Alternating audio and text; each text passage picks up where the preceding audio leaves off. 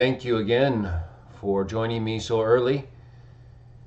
These are day texts where we meet at 5 a.m. Pacific Standard Time every weekday, unless otherwise scheduled, to consider a portion of the biblical record or other related texts that we can use to benefit from, to learn more about our history, the people that we read about, the things that they taught, specifically as it pertains to Judeo-Christianity and the worship of the god Jah. So we're working our way through the letter to the Hebrews, a first century Christian document. Just doing my little sound check there. Good morning to everybody.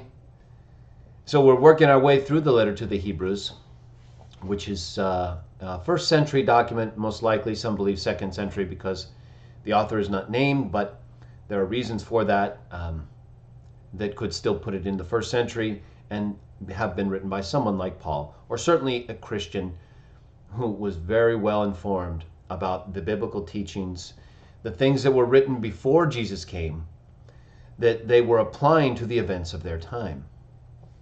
Okay, so we're reading chapter 11, which has been talking about examples of faith from the past, and we're going to be reading verses 23 through 29. And then we're going to make a brief application and we'll be on our way. Okay, so I'm going to start reading with verse 23. I may make a few comments interspersed among the reading, or I may just go straight through. So it depends often on the sense that I'm getting from the text and whether or not it's a good time to mention something, or whether I want to summarize things at the end. In this case, there's several points, so I may make a comment here or there and then come back at the end and summarize some of the highlights. Okay, starting with verse 23 of chapter 11, it states, "With faith, Moses was hidden for 3 months by his parents, for they saw the child had good form, and they did not fear the king's order." Verse 24, "With faith, when Moses became great, he refused to be called the son of the daughter of Pharaoh." A prominent position, obviously. Verse 25, "Choosing instead to suffer with the people of God rather than have the occasional pleasure of sin." Sin is just the doing of something God didn't make you to do, and that if you do, will cost you your life. So let's pick it up in verse 26. But it has a pleasure. So sin has the enticement of sin is that it has usually an immediate or some kind of physical satisfaction and pleasure that comes at a high price, too high a price, since there are so many other ways to gain pleasure without losing your life. Okay, so moving back to 26. "For Moses considered the abuse of the Christ, or anointed one, as greater wealth than Egypt's treasures, because he was focused on the future reward." Remember, the Egyptians were obsessed. They were obsessed with the afterlife, but they were obsessed with preparing for the afterlife by gathering all of their belongings and things at the expense of everybody else. So they were focused on what they could get now, the treasures of Egypt. They were not focused really on the future reward, even in their own view, though they saw the accumulation of wealth in some ways going with them. It still put too much of a focus on the present, and it was a deception as far as it pertained to them bringing all of this stuff into the afterlife. So Moses was not distracted by those things, even though he was raised in the court of Pharaoh. Verse 27, "With faith Moses left Egypt, not fearing the rage of the king, for he endured as if seeing the one who is invisible." That's faith. See, he endured as if seeing what he could not see, Jah.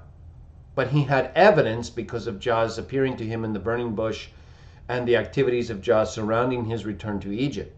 He didn't need to see him, even though he saw the angels through the bush that he could accept and refer to as Jah, as his agents. But he didn't know, and likely, all of the different involvements of these beings So he was, even though he saw manifestations, he did not really see Jah in the way that we would normally see things in order to believe. But he did have evidence and a manifestation of Jah so that he had enough evidence. It's not like he didn't see anything, right? He just didn't have a constant vision of the one who is typically invisible unless he manifests himself through some power or glorious event. Okay, verse 28, with faith Moses completed both the Passover and the marking of blood, so the one destroying the Egyptians' firstborn children might not touch the Israelites. Now keep in mind, the Egyptians, all of these kingdoms of people, do not have the right to exist. None of us do. Jah allows us to exist in an earth he made to be different from the way we are making it. We do not deserve to continue living in this earth. He lets us live in this earth until his will is accomplished, through which we might be saved. So when Jah decides to destroy a people, that is his right. All of the peoples of the earth, for the most part, disobey Jah constantly, do things that offend him. The Egyptians were one of the worst examples of all time. They enslaved the Israelites. They enslaved people, forced them to build these massive monuments that are now decaying and in ruins, all for nothing. Also, they could praise themselves and their false gods, regardless of whether they live as spirits or not. They're not who they think they are. And they are not Jah. So Jah destroyed them. Egypt has never been the same. And that's why it says in verse 29, with faith, the Israelites crossed the Red Sea as one would cross dry land. Land which in taking a chance trying to cross, the Egyptians were completely overwhelmed. You see, if Jah does not decide you cross, you do not cross. If Jah decides you do cross, you better cross.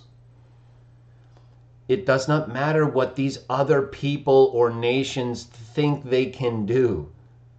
Do you think it mattered what Pharaoh thought he could do?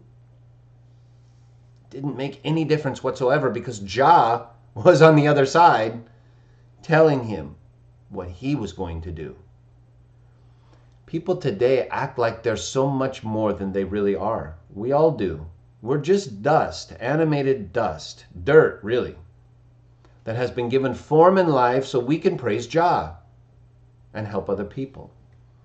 But people today, they like to follow after the gods of Egypt, right? They like to accumulate things. I mean, they even use the sign of the Ankh and all-seeing eye, and pyramids are everywhere. They're promoting this destroyed culture, this absolutely ruined culture of Egypt that was destroyed in a way no other kingdom was destroyed. Plague after plague after plague upon them, until finally they let Jah's people go. You can do or try whatever you want. Anybody can think about themselves however they want. Your day is coming. Everyone's day is coming. Pharaoh's day and the Egyptians' day came, and they're gone. The Israelites are here today, spiritually and physically, and we're praising Jah. You know, people want to run around and praise Osiris or all these false gods of Egypt. Great. You'll be in the same place as the pharaohs of old were, if you're fortunate, right?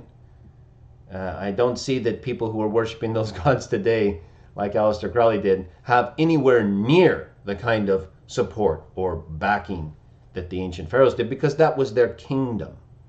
People today are just looking back at the remnants of that destroyed and disgusting kingdom that enslaved millions of people, probably hundreds of thousands, for no reason whatsoever than their own glory and promotion of their gods, that has led to nothing today of any benefit. So I highly encourage you to praise Jah. Look back at these examples of faith from Moses to the Israelites who crossed the land. Trust in Jah. If he says you're going to cross, you're crossing. If he says your enemies are not crossing, they're not crossing. And if they try to cross and Jah says no, how do you think that's going to go? It will never end well for people who resist Jah. It never has. And why would it ever in the future? Jah does not do things that would make him one who would be seen as in any way unfair in his treatment to humans whom he made, because he allows us to do the things we weren't made to do all the time, every day. So we have already received our full measure of mercy and allowance. Everything else is just a bonus from here on. And we should be very thankful to Jah we have that bonus. Additional time in life where even though we do things that are wrong, we still can praise Jah. And if we don't do it, then the rocks are going to start crying out. So regardless of what you do or have done, praise Jah. Do not stop praising Jah. Highlight the things he's done, highlight the things he's made, and try to imitate his son by showing love to other people and treating others the way you want to be treated. So we will continue working our way through the letter of Hebrews. These are some good examples for us to consider. Don't forget Moses. We've talked about Abraham yesterday, and a couple day texts ago. We're now on Moses. These are really powerful, important figures, but they humbled themselves and they gave up what in the world would be considered treasures beyond belief. But they did it for something that is a treasure far beyond any belief that we might have now where it concerns our human treasure. So remember what Jesus says, where your heart is, there your treasure will be. See, Moses' heart was with Jah. Moses' heart was with his people. Remember when he saw the Israelite slave being beaten and how he reacted? Even though it was violent and aggressive, he was in a position of authority. And he was in a different time, but he felt compelled to help his brother. And I want you all to feel the same way. I want you to have that feeling where when you see somebody being taken advantage of in a spiritual or physical way, I want you to help that person. Everybody has to stand up for themselves. I'm not saying you get involved and you take your time away so you can do what other people are supposed to do. No, I'm talking about people who need help. People who just need a little bit of encouragement, a little bit of motivation, some reminders, or maybe somebody to step in and set things right. It's up to you. You take a look at the situations of yourself and other people. Always watch yourself first. Remove the rafter from your own eye before you attempt to remove the splinter from your brother's or sister's eye. And always be watching yourself. Constantly be testing yourself to make sure that you're not ignoring the things you need to focus on, and at the same time trying to spend too much time with other people. We have to deal with ourselves first so that we can properly see how best to assist other people. But I want you to remember this account involving Moses and the things that he did.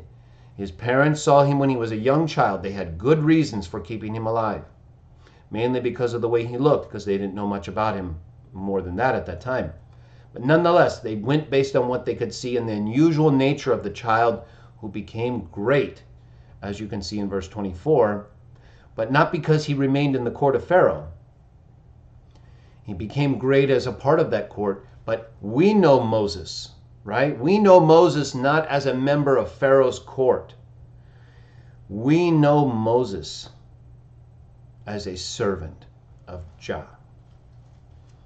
So I thank you all for joining me today. It was a wonderful day text. I always enjoy just reading the text. I don't always need something special or, the great piece of new information.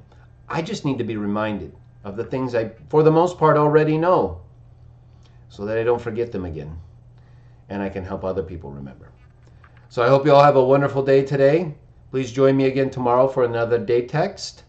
And I'll provide another update tomorrow after the day text on this Saturday's show.